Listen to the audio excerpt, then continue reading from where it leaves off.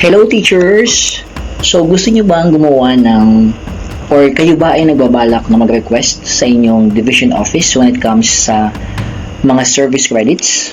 Or may service credits kayo na alam na hindi pa naibibigay sa inyo na matagal na and gusto nyong mag-letter or gumawa ng request intended to your superior?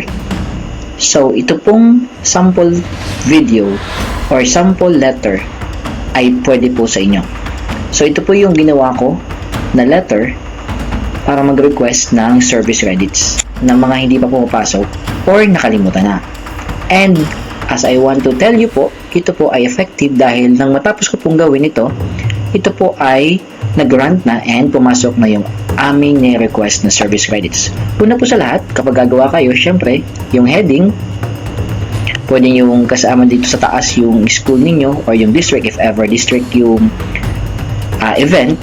Then una po syempre yung letter natin, yung naka-address natin dito ay sa ating SDS or Schools Division Superintendent.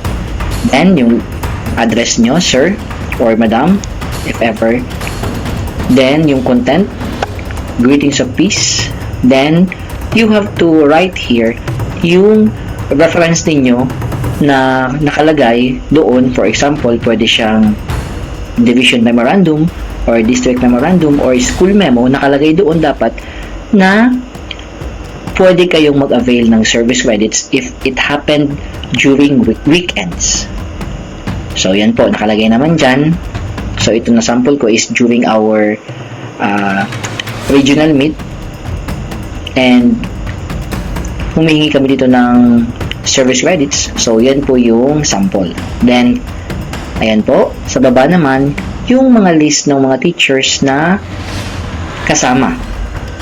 Ito dapat yung mahalaga, yung name, yung position, yung district, and then yung number of days na hinihingi ninyo. Then sa baba, kung sino yung gumawa o nag-request ng service credits, siya yung ilalagay ninyo sa letter sa baba.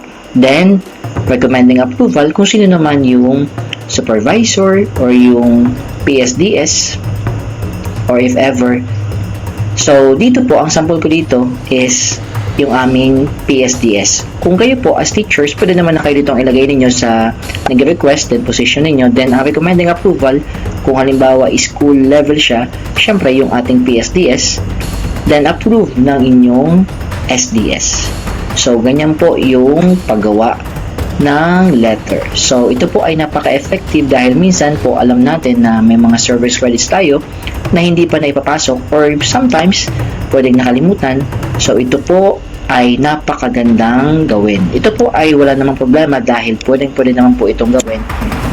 Basta isubmit lang natin, ipa-receive natin sa receiving section sa ating mga division offices. So again po, this is just a sample. Ilalagay ko po yung soft copy nito sa description ng video, then i-download nyo na lang po. Then i-watch po yung video if ever po may password.